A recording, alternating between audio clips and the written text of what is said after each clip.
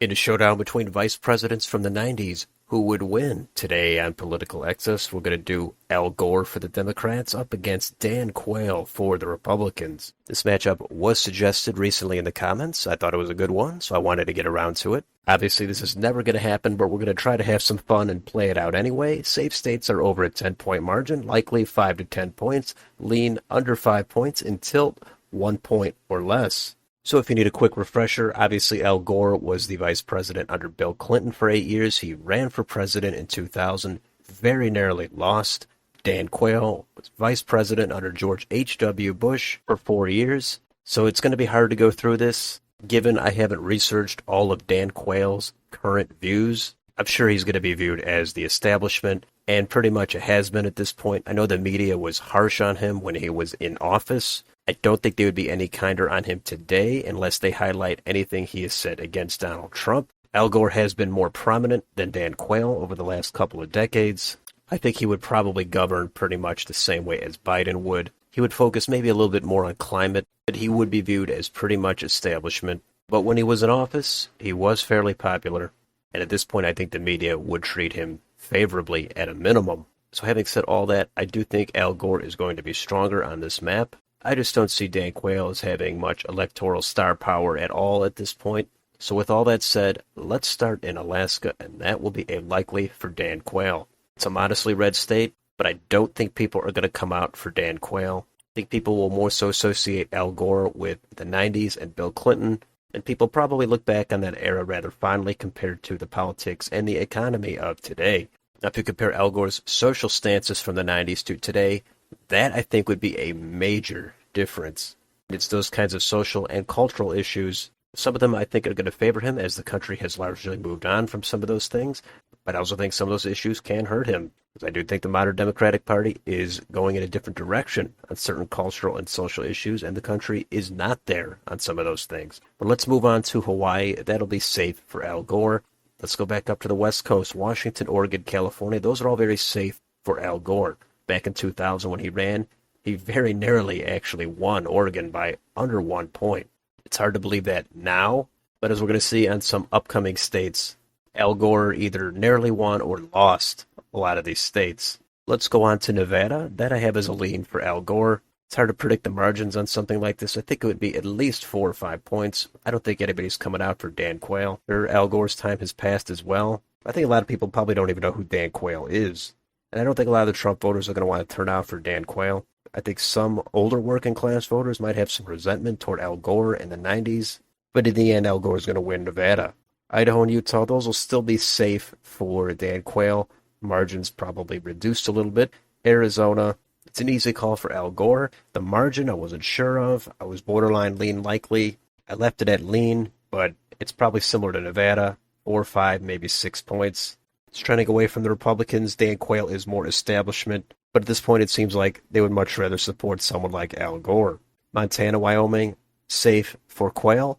Colorado, somehow in 2000, Al Gore lost Colorado by 8 points. Very hard to believe that in just over 20 years. There could be such a dramatic shift, but I think it would be safe for Al Gore at this point. Probably 11 to 13 points. I just don't see Dan Quayle having any kind of appeal here. New Mexico, that I also have as a safe for Gore, probably just over 10 points. It's another state Al Gore just barely won in 2000, but today he would do much, much better. North Dakota, South Dakota, safe for Quayle. Nebraska at large, safe for Quayle. In the 2nd District, that has Omaha. That will be likely for Gore. That's easily a district Dan Quayle would struggle in. It's trended away from the Republicans big time. In this matchup, Gore would win it easily. In the 1st District, which is outside of Omaha, that would just be over 10 points. I could see that even getting down to 8 or 9 points if Al Gore had a great night. Kansas and Oklahoma, those will still be safe for Dan Quayle. Kansas would probably be 10 to 12 points. Texas, that I have as a lean for Dan Quayle. That tells you that Dan Quayle, I think, is an exceptionally weak candidate. If the Democrat is able to get that under a 5-point margin, I think it would be just under 5 points. I don't think Dan Quayle is going to excite anybody in Texas. Let's go up to Minnesota. That'll be a likely for Al Gore. It's borderline safe. We're talking high single digits. Al Gore would get out a lot of those legacy Democrats. He would win the suburbs. Unless I'm missing something, Dan Quayle is not going to have any appeal up here in Minnesota. How about in Iowa? This is a state that Al Gore won in 2000. In recent elections, though, of course, it's become a red state, and I think Dan Quayle would win it by a likely margin, somewhere between 5 and 8 points. Missouri, Arkansas, Louisiana, safe for Quayle. Let's go to Wisconsin. That would be a lean for Al Gore, probably at least 2 to 3 points. Again, people are not going to come out for Dan Quayle. The suburbs, I think, would vote for Al Gore at this point. Illinois, safe for Gore. Michigan, that would be another lean for Al Gore. That could even be likely. I kept it at a lean. I'm not confident in these margins. He won it by 5 points in 2000, so he could possibly win it by that margin or more this time. There's been a lot more political polarization since then, so I kept it at a lean just to be safe, but if you want to put it at likely, I do understand. Indiana, that would be Dan Quayle's home state. That will be safe for him there. Kentucky, safe for Quayle. Tennessee, that was Al Gore's home state. He lost it by 4 points back in 2000. This time, I think, given the polarization, he would lose it by a safe margin, over 10 points. Dan Quayle would win Tennessee. Mississippi, Alabama, also safe for Quayle. How about in Florida? That was the key state in 2000. In the end, Bush won it very narrowly. It's been a perennial swing state since then, up until probably last month. I still don't think Dan Quayle's going to have a lot of appeal here, but given the trends, I put it at a lean for Quayle, probably only by maybe a couple of points. Let's go to Georgia. That's an easy call. Lean for Al Gore. Quayle's not going to get out the rural Trump vote. Gore is going to do pretty well in the Atlanta suburbs. South Carolina, that will be safe for Dan Quayle. How about in North Carolina? Back in 2000, Al Gore lost the state by almost 13 points. That's hard to imagine today. And in this matchup, I actually have Gore winning it by a tilt margin. I think this mostly indicates that Dan Quayle is just super weak. Al Gore is not a terrible candidate. That results in him doing probably 2 to 3 points better across the board. Let's go up to Ohio. That will be a lean for Dan Quayle. It's just too red of a state for Gore to actually flip at this point. Ohio borders Indiana. I don't think that really helps Dan Quayle much, but he would still win this probably by 4 to 5 points. West Virginia, that'll be very safe for Dan Quayle. Let's go up to Maine, and at large, that will be safe for Al Gore. First district, safe for Gore. The second district, that is much redder. It's much more Trump-friendly, but Dan Quayle is weak. However, I still think Dan Quayle would win it by a lean margin, probably only 1 to 2 points.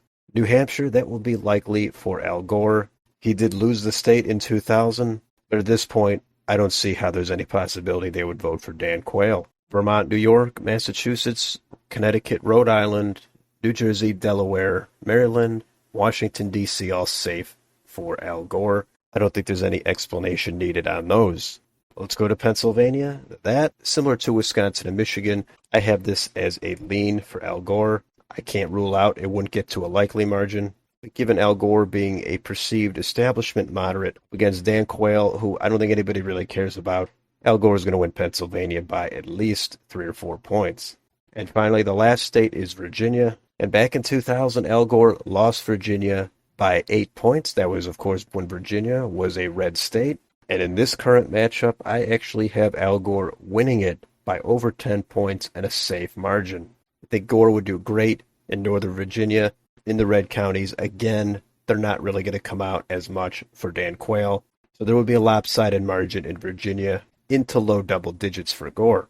And that is my map, and that would result in 219 electoral votes for Dan Quayle, 319 for Al Gore. Al Gore would easily win this by 100 electoral votes. Of course, there's some unknowns, vice presidential candidates, and we don't know exactly what kind of issues and platform they would run on. But I try to say at the beginning how I think it would go. These are two pretty much establishment candidates. Al Gore, in hindsight, is viewed more fondly, I think, especially by the media. Some of the trade policies of the 90s could end up hurting him a little bit, but when going up against Dan Quayle, I just think the turnout is going to be in Gore's favor. So he would have a relatively easy time winning most of these states.